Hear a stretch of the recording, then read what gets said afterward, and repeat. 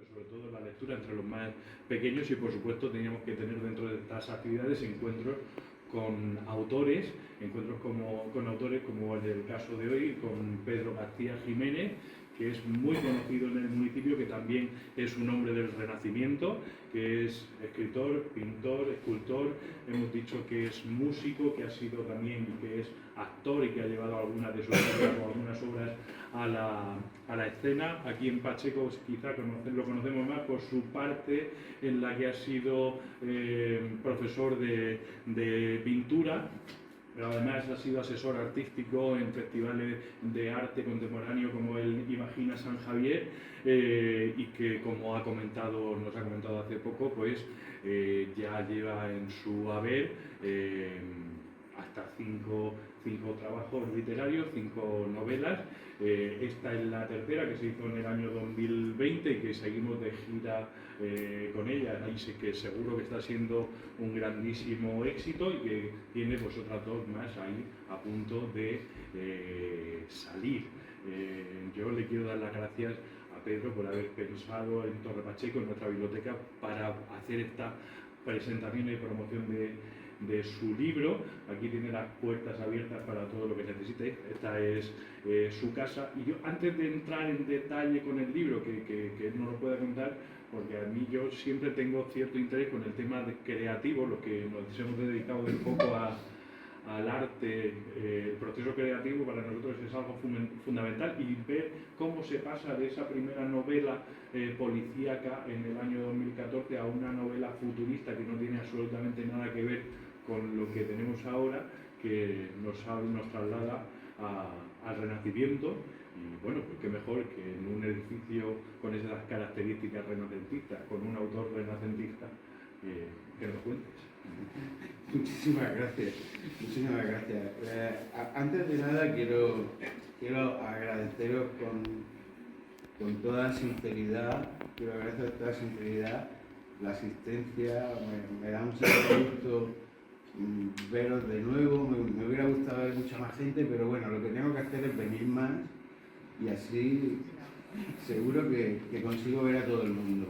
Eso es lo primero. Lo segundo, al ayuntamiento, y en especial a Juani, que es con la primera persona que me pongo en contacto con esa, digamos, familiaridad, ¿no? de tantos años, de vernos, no ser amigos quizás, pero sí esa familiaridad de lo cotidiano, de vernos continuamente, ¿no? en el pueblo y con las actividades de la biblioteca. Y en particular al concejal, se me ha olvidado tu nombre completamente, Raúl, que ha tenido el interés desde el principio de estar en este acto y participar y honrarme con su presencia hoy aquí. Bueno, pues voy a ir directamente a lo del proceso creativo y cómo se producen esos cambios. Los que son mis alumnos me conocen que quizás ni siquiera en la pintura tengo un estilo definido. Me gusta investigar, me gusta descubrir, me gusta saber de propia mano, ¿no? cómo suceden las cosas y por qué. Entonces, quizás, pues, como Stanley Kubrick, que es uno de mis mitos del cine, que no repitió ninguna vez temas en su película, salvo hay 2 películas bélicas, una que es muy de las primeras que hizo, que es Senderos de Gloria, y luego la Chaqueta Metálica, que también es una película bélica, pero no repitió temas, y yo creía que es por la necesidad de ahondar en todos los temas, o sea, no dejar nada a la improvisación. Entonces, siempre me ha interesado los asesinos en serie, y la motivación del ser humano a llevar ese tipo de acto execrable.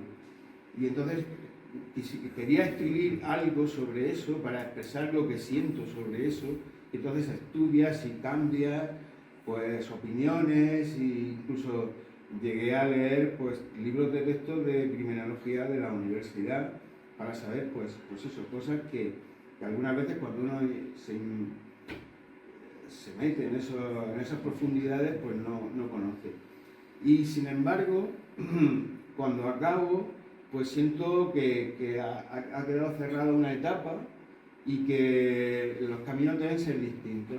Entonces es algo que me apasiona también, y en mi segunda novela, A. R. Nasty, intento imaginar un mundo que no voy a ver. Y como soy, digamos, tan positivo, pues pienso en que el ser humano evolucionará de un modo en el que todos podamos ser felices, y la gente me tachaba de demasiado optimista. Sin embargo, la novela A. R. Nasty está ambientada en el año 4101, o sea, que tampoco es que lo digo para mañana. O sea, tengo esperanza, pero también sé que las cosas van despacio con el ser humano. Y cuando acabé la novela, le escribí una dedicatoria a los niños, ¿no? Porque pensaba que ellos iban a ver un mundo maravilloso que yo no voy a ver y necesitaba contar.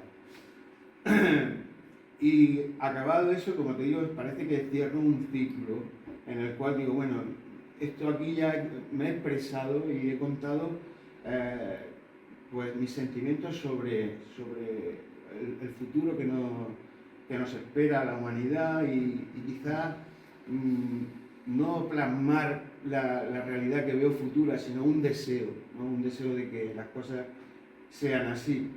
Y luego, pues, una vez cerrado, digamos, ese apartado, me sumerjo en un tema que me apasiona, y es el arte pleno. Entonces, en esta novela nueva, además de repetirse una aventura, una persecución, como todas mis novelas son una persecución, sucede algo y todo el mundo corre para solucionarlo, de un lugar a otro. Pues aquí igual, los sucesos de Florencia nos llevan a viajar hasta Nápoles, pasando por Roma y otra serie de poblaciones que iréis viendo cuando leáis el libro, pues muy curiosas, ¿no? Que he investigado no a pie, pero sí con Google Maps. Que no necesitas sacar un billete para ir a Florencia, sino que te puedes meter en Google Maps y puedes patear por las calles. Algo bastante interesante. Y entonces ahí pues voy a poner unos personajes que adoro. Uno de ellos, un mito del arte, Leonardo da Vinci, que tiene un papel muy importante en la novela, aunque quizás no sea un personaje que está continuamente en la acción, pero sí es muy importante. Luego, pues nos sitúa en una época en la que, curiosamente, Miguel Ángel ha construido o ha tallado el David y lo tiene guardado para que nadie lo vea, es una especie de misterio. Entonces investigas que no sabían ni siquiera dónde lo iban a poner. O sea, había unas discusiones terribles. No solo que nadie quería hacer el David, porque la piedra ya la había tocado otro artista y le había hecho unas muescas y ya nadie quería esa piedra para tallar. Entonces Miguel Ángel, que era un orgulloso, dijo que él era capaz de hacer en aquella piedra enorme el David de Miguel Ángel, y además lo hizo de una manera que nunca se había representado, ¿no? Con un esfuerzo y en un modo de acción. O sea, normalmente el David se presentaba en la pintura con la cabeza de Goliat bajo sus pies. O sea, esa era la forma, digamos, bíblica de representarlo. Y entonces él lo que capta es el momento, justo el momento antes de matarlo, cuando va a lanzarle la piedra y a matarle. Entonces, esa manera de representar la obra, aunque quizás en la novela no se llega a tal punto de la narración, del detalle de conocer todos estos puntos, pero sí lo que intento es que la sorpresa que sienten los personajes al descubrir la escultura la sienta también el lector. Entonces, no quiero destriparlo porque no lo habréis leído algunos, otros sí, pero en realidad la novela lo que sucede al principio es que se produce un acto deleznable. Una niña muy joven es asesinada, y no destripo nada diciendo eso porque aparece en la sinopsis, y los personajes que la conocen creen que va a ser una muerte sin justicia, y quieren hacer justicia, y empiezan una cruzada. Y entonces empiezas a descubrir personajes que, salvo, ya os digo, salvo los personajes que son queribles, como Antonio, Angelita, Bruno, Claudio, que son personajes que son como tan ricos, pero de ricura, de qué monos que son, que quisieras que fueran tus vecinos, tu familia, tus amigos, y esa intención es la que yo pues he puesto para que esté en contraposición a lo otro, o sea, a esa cruda realidad de la corrupción en la que la vida importa muy poco, lo único que importa es el poder. Como nota anecdótica, os quería contar que, aunque también aparece incluso después en un apéndice del libro, hay un artista que se menciona en la novela, Hernando de los Llanos. Hernando de los Llanos era, digamos, un sobresaliente, alguien que pintaba muy bien y que a Leonardo le gustaba tenerlo trabajando consigo porque se sentía cómodo. Entonces aparece en la novela exactamente haciendo su trabajo, exactamente lo que hacía. Pero cuando empiezo a ahondar, resulta que Hernando de los Llanos tiene obra en la Catedral de Murcia. Y ¿cómo se llama la obra? Los Desposorios de la Virgen. Los Desposorios de la Virgen es una obra de Hernando de los Llanos que acabó sus días en Murcia y en Caravaca. Después se le pierde la pista y no se sabe, no sé, pues moriría por ahí asaltado en el camino. Pero tiene obra en Valencia y tiene obra en Murcia y en Caravaca. Y era analfabeto. Entonces me pareció muy curioso que, sin buscarlo, encontrara en la novela un vínculo tan cercano a Leonardo y que, pues, también estuviera tan cercano a mi ciudad, donde he podido ir a ver la obra, que, bueno, ya la había visto, pero bueno, he vuelto a verla, y entonces te das cuenta un poquito que es verdad, que parece que hay algo de Leonardo, ¿no?, en su obra, que copia, no he podido verlos, pero tiene bocetos y otros dibujos y otras obras que hay menores o inacabadas que están en el Museo Cádiz de Galicia. O sea que... y bien, podría deciros que la historia no se puede cambiar. Entonces, como he sido fiel a la historia, la gente que muere en la historia muere y no hay manera de salvarla. Pero sí que os puedo garantizar que la novela tiene un final feliz. Y también tenía anotado una cosa muy curiosa que quería recordar de cuando venía a clase y era vuestro profe, y bueno, pues Natalia, que está su padre aquí, era una niña pues eso, de 11 años o así, y entonces yo empecé a escribir y tenía una presentación de la novela, y todos mis niños sabían que yo había escrito una novela y que iba a presentarla. Y una tarde pues pedí permiso para ir a una presentación, para salir un ratito antes de clase. Y los niños me preguntaron, ¿pero por qué te tienes que ir antes? Digo, porque voy a presentar mi novela y tengo que estudiar para presentarla. Y los niños me decían, maestro, pero si la has escrito tú, ¿cómo es que no te la sabes? Claro. Bueno, pues si tenéis alguna pregunta o algo que comentar, pues yo estoy encantado satisfacer vuestros deseos. Tantos detalles que Sí, has contado todo. no he contado todo, pero eso es un resumen de verdad muy corto.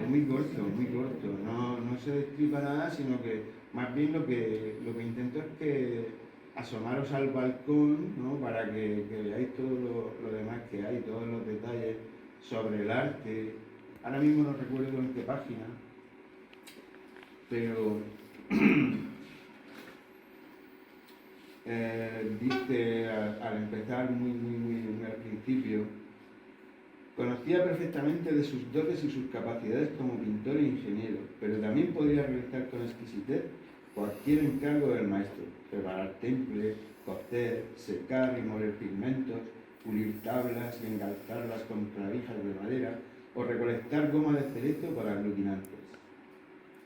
O sea, todas estas lecciones que aparecen aquí están sacadas de libros de otros pintores. En algún caso hago alguna referencia de dónde salen todas estas anotaciones como de pintor del Renacimiento, o detalles como se debe cocer la cal o cosas así, que me parece que son interesantes, que os llamen la atención, cómo se pinta. Recordad que el Papa decía de Leonardo que este hombre nunca va a terminar ningún trabajo, porque antes de empezar a pintar ya está haciendo el barniz.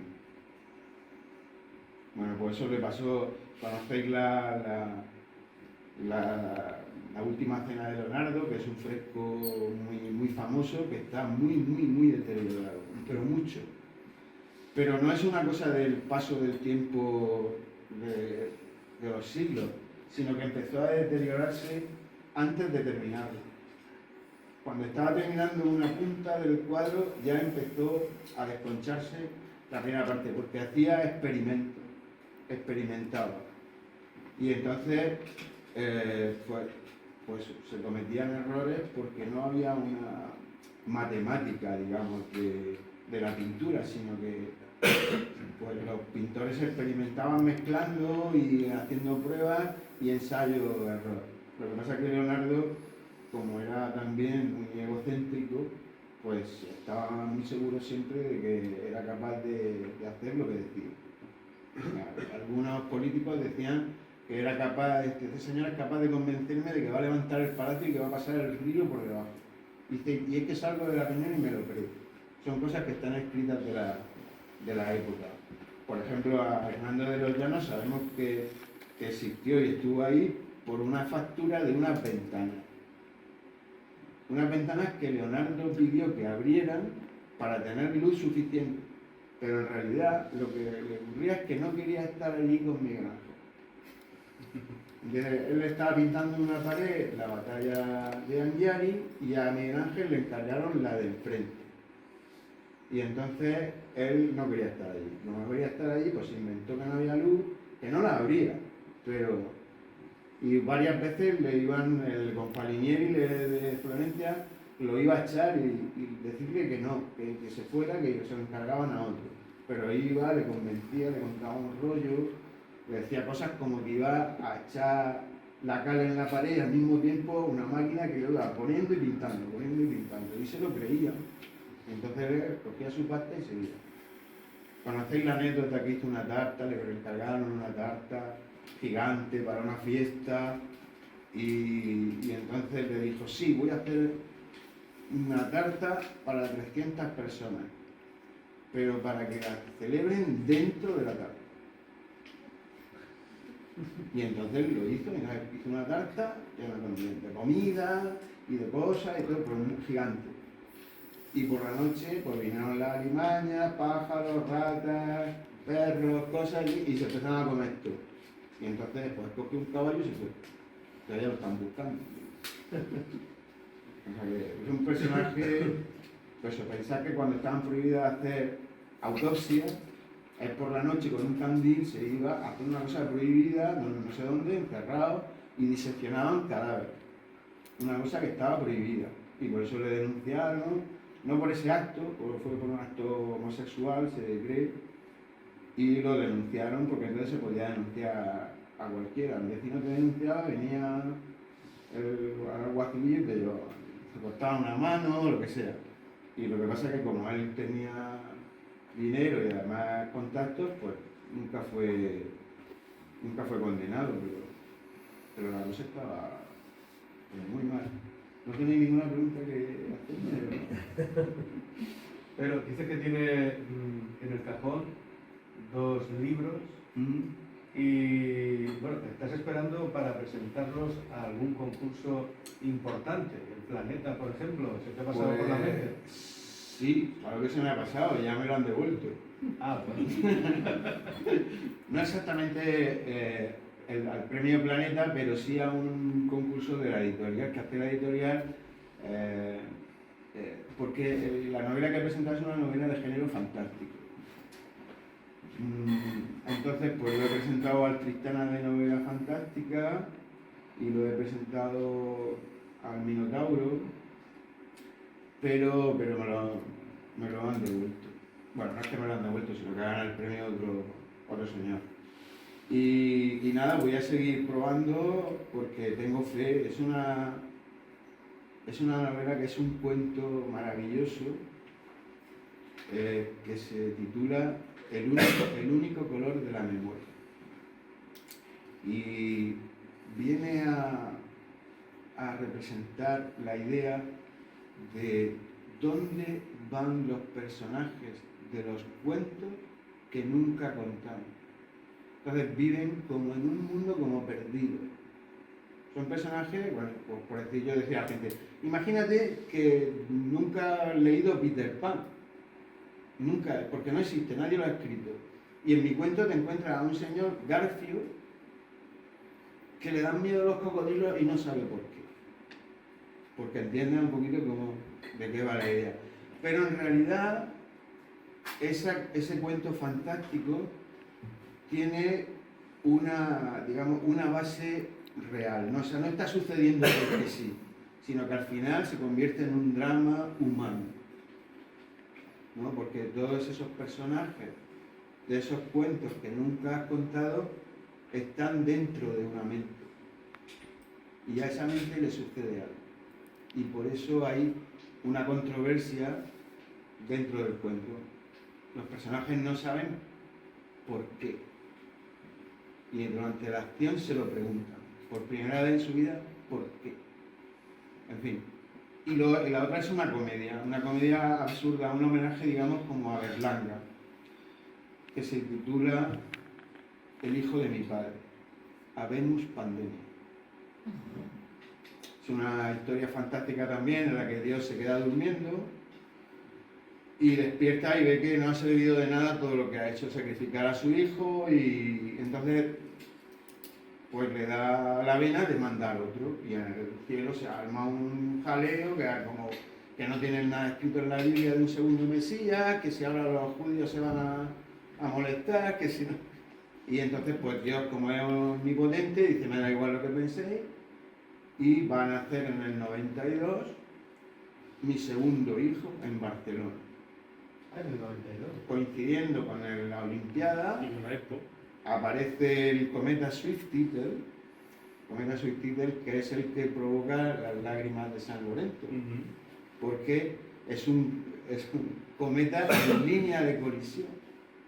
O sea, estamos en trayectoria. Lo que pasa es que nunca coincidimos, pero la Tierra pasa por su estela y entonces esa basura cósmica que deja entra en la atmósfera y se producen en agosto las lágrimas de San Lorenzo.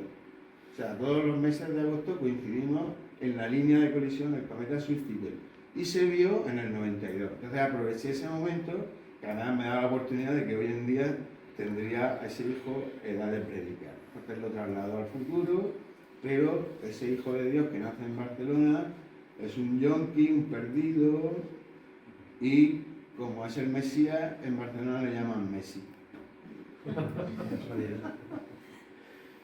No os cuento más. Y esa fantasía, comedia, tú que eres un hombre muy creativo, ¿no se te ha pasado nunca llevarlo a la gran pantalla, a formato cine? Sí, sí. Porque además de esta comedia, que es una novela de casi 100.000 palabras, que en la que también homenajeo a uno de los escritores referentes para mí, que es Jardiel Poncela, y que conocemos obras suyas de teatro como pues, Cuatro corazones con freno a marcha atrás, o como mejor están las rubias es con patatas, que fue guionista de Hollywood y tal, un personaje terrible con unas comedias maravillosas. Pues se me ocurrió dramatizar esa novela y convertirla en un musical. Entonces hay un guión musical con unos temas musicales que algún día a lo mejor pues tenía la intención de llevar al teatro. Pero como el elenco de personajes es tan grande, se me ocurrió que quizás hacer eso en gran pantalla o en pantalla chica sería mucho más sencillo. O sea, contratar actores que después se pueden ir a Madrid y volver, ¿no? Pero cuando tienes que ensayar en el teatro, si no hay una continuidad de los actores, entonces era un elenco muy grande más los músicos. Y lo intenté, ¿eh? Estuve 2 años trabajando y estuve a punto de representarla, pero me quedé ahí. Y entonces pensé que quizás no quedaría mal hacerlo en la gran pantalla o como una serie, a base de episodios. Y mi padre, que me tiene mucha fe, pero me lo oculta, me decía, bueno, y después de la novela, digo, pues el disco. Y ahora me dice, bueno, ya tienes casi el disco. Y ahora que digo, la película. Y el hombre, yo creo que eso le sirve, ya tiene 87, yo creo que va aguantando por ver el siguiente. Así que sí lo tengo en mente. Además, esta semana que viene tengo una reunión para hacer un videoclip y en eso he estado trabajando en un episodio piloto que hicieron unos alumnos de la universidad, en el que participé como actor y estuve muy metido en el mundo, pero con seriedad, ¿sabes? O sea, con seriedad, era una cosa muy seria y muy bonita, una experiencia muy bonita, y estoy muy picado en eso, lo de la gran pantalla, Sí. Igual necesita un representante, Pues...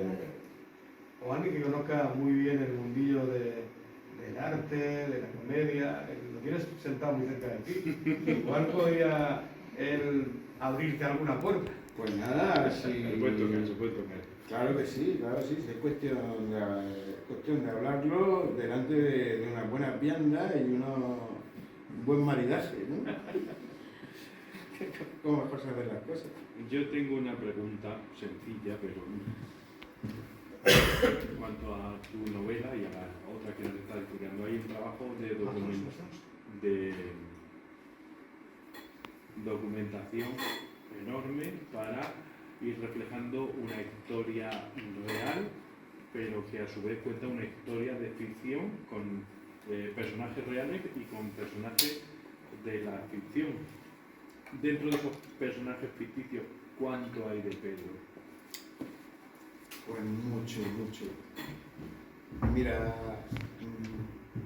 cuando escribí esta novela que os digo, que se titula El único color de la memoria, la gente me preguntó sobre, hay gente que ya la ha leído, la está sometida a juicio para presentar un concurso y que someterla a juicio previo, y me decían, ¿cuánto hay de ti en esta novela?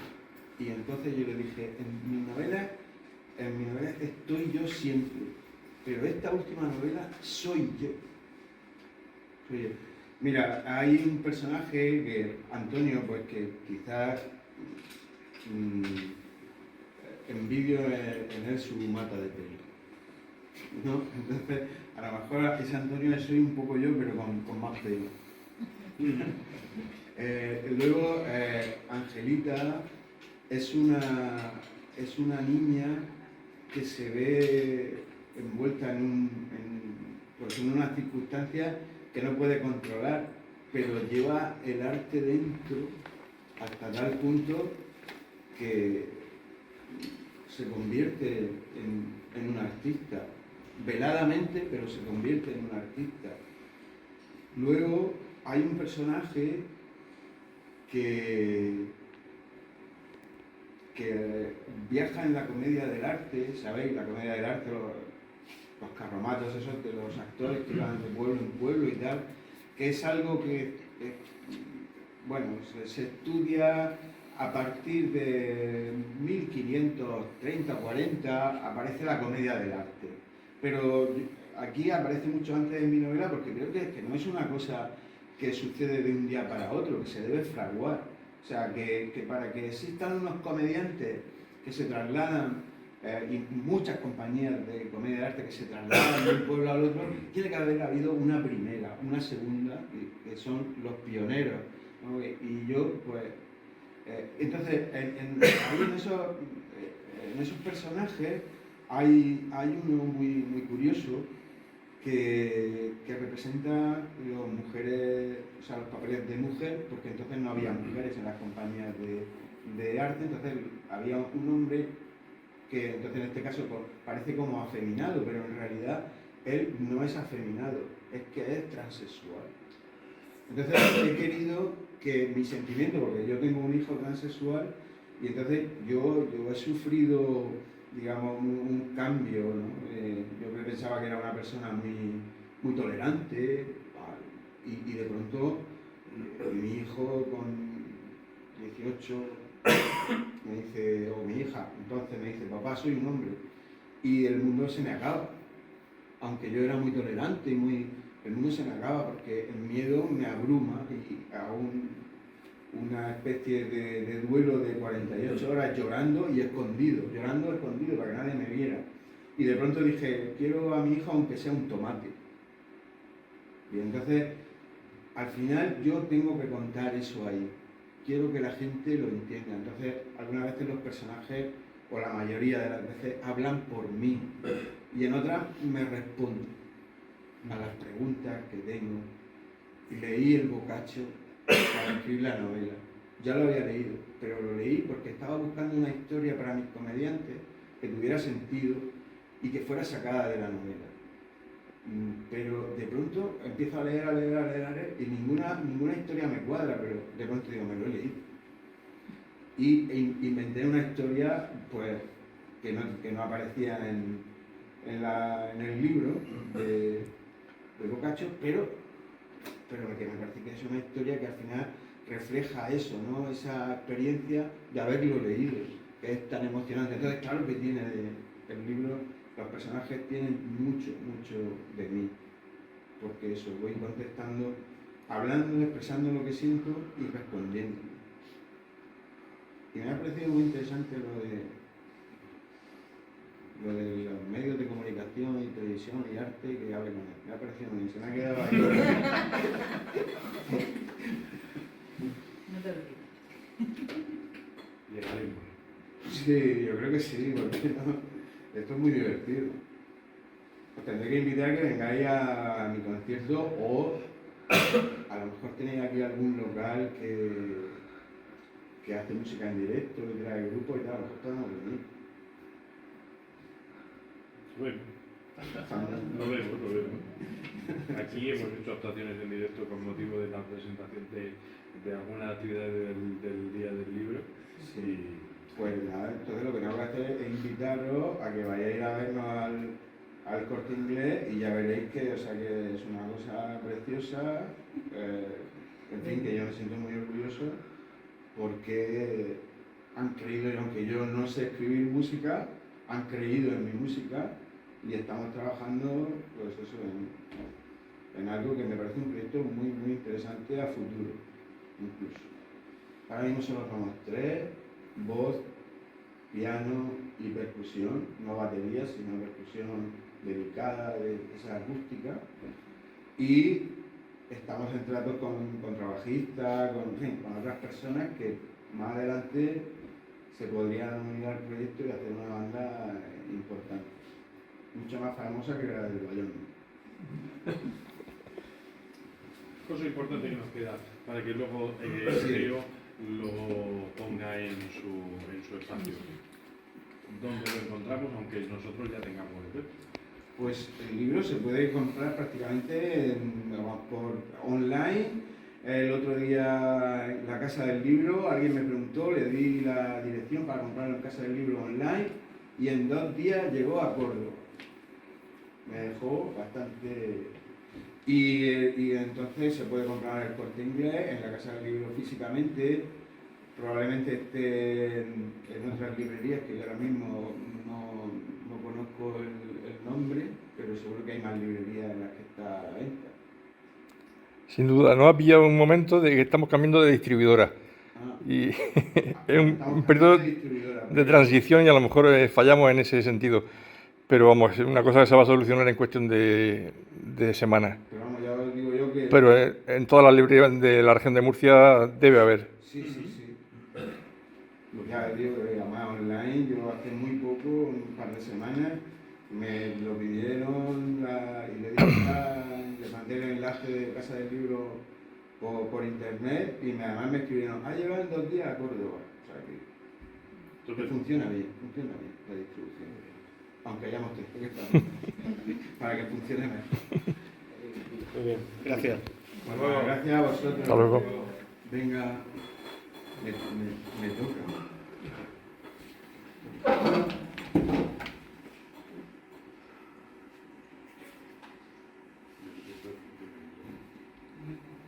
Al detalle, Rafa. Si tienes truco, estás sentado. Por eso ha sido el primero.